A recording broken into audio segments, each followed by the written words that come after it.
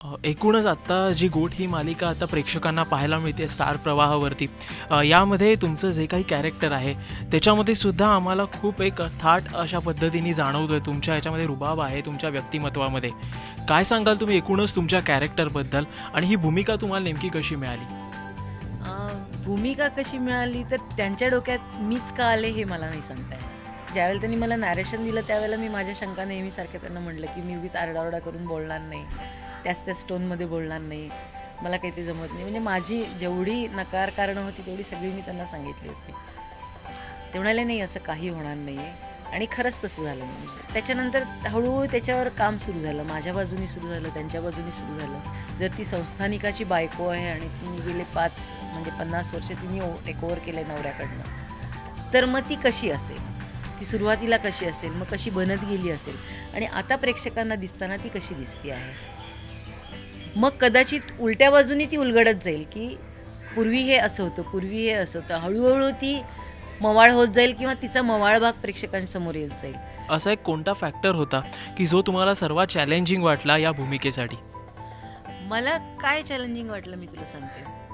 म्हणजे पुढे जाऊन ते गोष्टीमधनं येईल की मी माझ्या संसारामध्ये एका बाईसारखी आहे. माझ्या सुनांशी नातसुनांशी मी एका सासूसारखी ना आजी सासूसारखी आहे. माझ्या मुलांमध्ये मी गावातलं पॉलिटिक्स आणत नाही आहे, पण जिथं ती गावाच्या संदर्भात विचार करते तिथं ती मुलांना नातवांना मध्ये आणत नाही.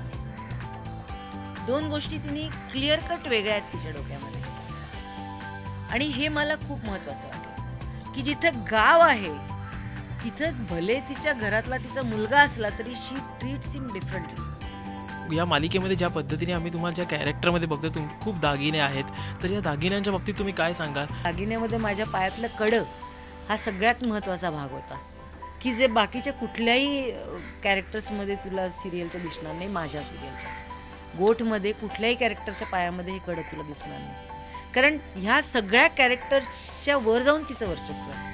म्हणजे तिचं पाऊल पडलं हे पाऊल तिचं पडणं हेच तिचं वर्चस्व आहे. आणि म्हणून ते कडं आणि तेही गोल नाही आहे, तेही असं ओव्हल शेपमध्ये आणि टोकेरी. हा गोठ जो आहे आपण बघतो आहोत तो माझ्या घराण्यातल्या प्रत्येक स्त्रीच्या हातामध्ये तुम्हाला दिसणार. म्हणजे लग्न झालेलं माझ्या सुनांच्या माझ्या हातामध्ये, माझ्या नातसुनांच्या हातामध्ये, येणाऱ्या सुनेच्या हातामध्ये असेल तर तो हा आमचा पारंपरिक दागिना आहे. आणि हे आमचं घराणं जे संस्थानिक घराणं आहे त्याचं द्योतक म्हणून हा दागिना आमच्या हातात आहे.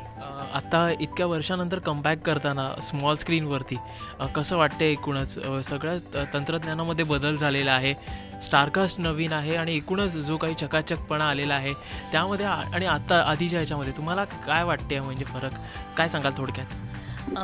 फरक एवढा झालेला आहे की टेक्निक वाईज डिजिटल झाल्यामुळे एक वास्टनेस आलेला आहे जो पूर्वीच्या सिरियल्समध्ये येऊ शकत नव्हता. एक शेवटचा प्रश्न, तुम्ही इतक्या वर्षानंतर तुम्ही स्मॉल स्क्रीनवर तुम्ही कमबॅक करताय, प्रेक्षकांना तुम्ही काय सांगाल खास राजश्री मराठीची? तुमची लॉयल्टी आम्हाला दिसू द्यात, आमची लॉयल्टी तुम्हाला नक्की दिसेल, एवढंच मला प्रेक्षकांना सांगायचं आहे आणि ते कायमस्वरूपी असू द्या.